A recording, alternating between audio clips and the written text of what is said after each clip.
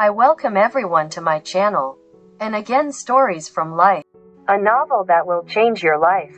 Martha Shields' right pointing arrow, hope for happiness. I'm sorry, but I just never wanted to. I should have told her beforehand. If you change your mind, I understand. Jake shook his head. Do not be silly. It's not fatal, and easy to fix. She nearly fainted at his words. Damn it, Claire, I don't. The arrival of the waiter silenced him. When the waiter left after pouring champagne, Jake handed the glass to Claire.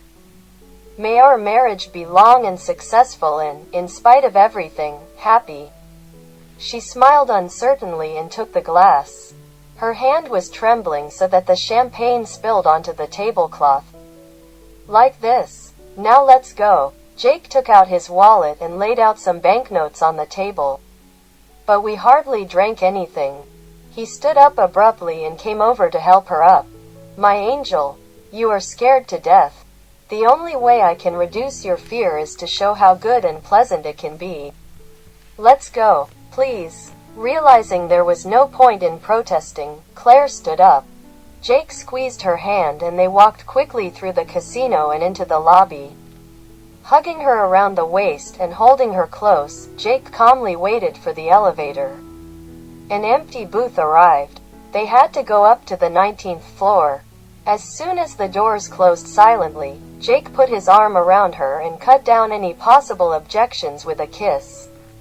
Shocked, Claire could no longer think of anything. She wrapped her arms around his neck because her legs were failing her. Opening her lips to his demanding, insistent tongue, she felt a heat that instantly warmed even her icy fingers. Just as she was about to forget where she was, the elevator stopped. Jake's lips curved into a smile. I know you have a particular affinity for elevators, Mrs. Anderson, but we'd better move to a more secluded place after all. Before she could think of a coherent answer, he pulled her along with him. He unlocked the door of the room with the key and flung it open, lightly lifting Claire in his arms. She wrapped her arms around his neck. What are you doing? I'll carry you over the threshold. He slammed the door, carried Claire into a large room. I won't hurt you, Claire. At least not more than is necessary in such a situation. Trust me, okay? Claire took a deep breath and nodded her head. I believe you. I don't know why, but I believe. Relief showed on his face. He carried her to the bedroom, closed the door, and only there put Claire on the floor, but did not let her go. I will do everything to make this night so beautiful that even at 90 we will remember it with a smile. Jake began to caress her so slowly, skillfully and passionately that Claire wanted to scream and moan and scratch his back. Several hours passed in a voluptuous haze. Claire did not even notice how he took her innocence. She was so absorbed in his caresses that she felt nothing but endless pleasure.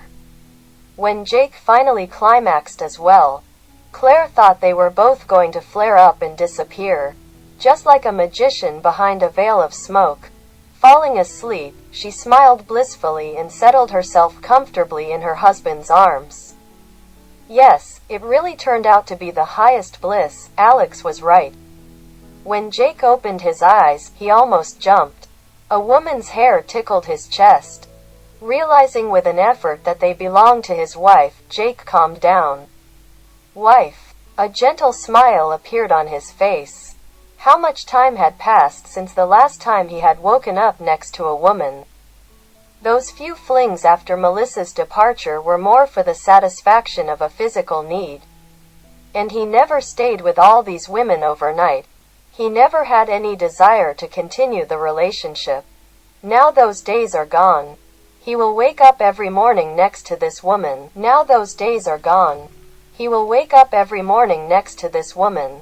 For the rest of my life. His lips curved into a smile again. After tonight, he's just happy about it. Jake gently brushed a few brown strands from her face. Claire murmured something sleepily and snuggled closer to him.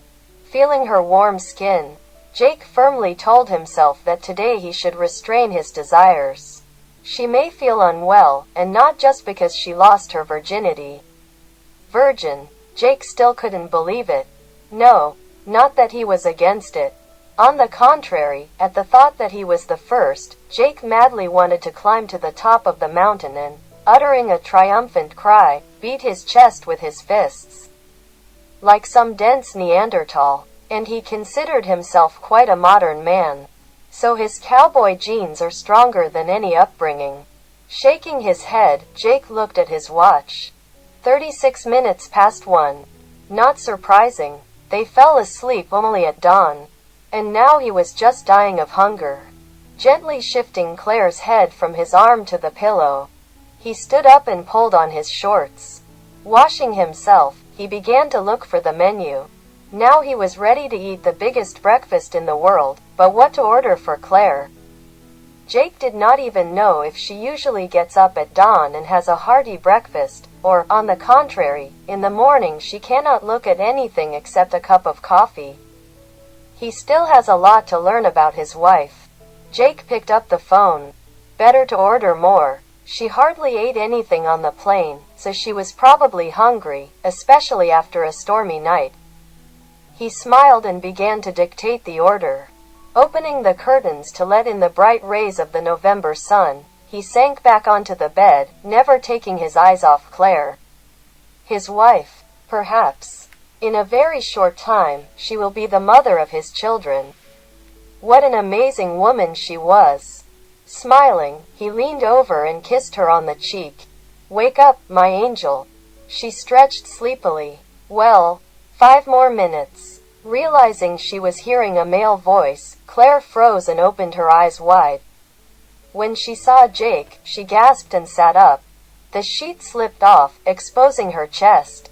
Claire looked down in horror, gasped again and was about to cover herself, but then her eyes fell on her hand. Wedding ring. That's right, Jake said without hiding his laughter. We are married. She adjusted the ring on her finger. Yes, now I remembered. He laughed again and leaned over to kiss her on the lips. And this is me. Who spent the first unforgettable night with you? Unforgettable? Yes, exactly. Now the memories of the wedding night will never be erased from memory, until death. I'm just not used to being woken up in the morning, especially by men. He carefully brushed a strand of hair from her cheek. Don't worry. I was a little scared myself at first. But I think I'll get used to it quickly. And you? And if not? Then for the rest of your life, every morning you will have to be surprised to find me next to you. His smile softened. How do you feel? Does anything hurt? Claire felt herself blush involuntarily. A little. Then I think you'd better take a bath. This will help. Breakfast will be brought in about half an hour. I hope you're hungry. I'm starving. Claire nodded. She wanted to wrap herself in the sheet, but Jake continued to sit on it and only smiled. Claire coughed meaningfully, but he didn't blink. May I take the sheet? No. He pulled the sheet from her hands. Claire instinctively tried to cover her chest with her hands. I won't let you hide from me. You are too beautiful, and you are mine. He pulled her close to him and their lips met again in a kiss. Claire's last words didn't please him. She felt how the independence gained at the cost of incredible efforts was gradually beginning to disappear. These men need a dominant role. Control over the situation, which is why all her relationships ended before they could start. However, this time it won't be so easy. She became the wife of this man. God, what did she do? But when Jake rolled her onto her back and his hot lips caressed her neck and breasts, and her blood flared redoubled through her veins, her worry came to an end. When he touched her like that, she wanted to belong to him forever. She would like to die in his arms. He suddenly raised his head and pulled away. Crap. Claire shivered, feeling cold without him. What's happened? He shook his head. I decided not to make love to you today. You need time to come to your senses. Feeling a keen need for his touch, Claire reached up and ran her hand through his hair. Don't we need to do this as often as possible so that I get pregnant sooner? There was a frantic desire in his eyes, but Jake suppressed it with an effort.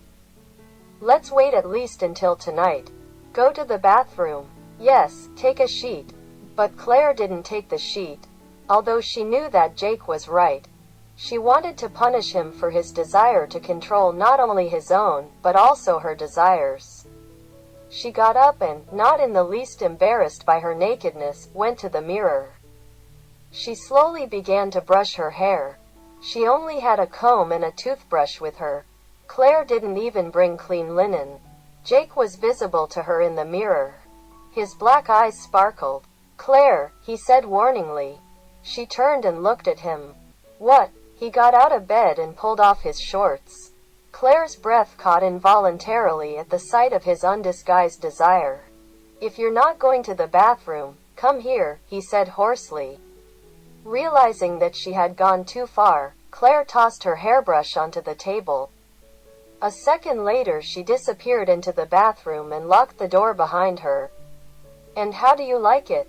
Claire looked up from the pile of linen and saw in Jake's hands a satin blue bra, almost transparent. Looking around quickly, Claire was relieved to see that no one was paying attention to them. God bless. She had never gone shopping with a man, much less lingerie. When her mother died, she was old enough to handle this task on her own. "What is your size?" Jake asked, looking at the label. "Whatever it is. I'm not going to shout about it to the whole store," Claire answered with annoyance. He chuckled and leaned towards her. "All right, say it in a whisper." Claire looked at him in surprise. "I don't understand why you can't sit quietly and wait with a bored look while I choose everything I need. Or have a great time at the computer store. What? Did all your former husbands do this?" he asked innocently. "Very funny. But if you'd let me borrow some of my stuff, we wouldn't have to spend our honeymoon shopping." Jake pulled out a red lace bra. "It's just that I never thought that helping a woman choose underwear is so exciting." Claire pointed to the red bra. "So you chose this for me? Don't you like it?" "Yes." Claire heard that this is the kind of underwear that men like. Semi-transparent cups that opened everything that was possible for viewing. And a front closure so that it could be unfastened with one movement of the fingers. Claire herself has never worn anything like this, preferring quite traditional cotton bras without frills.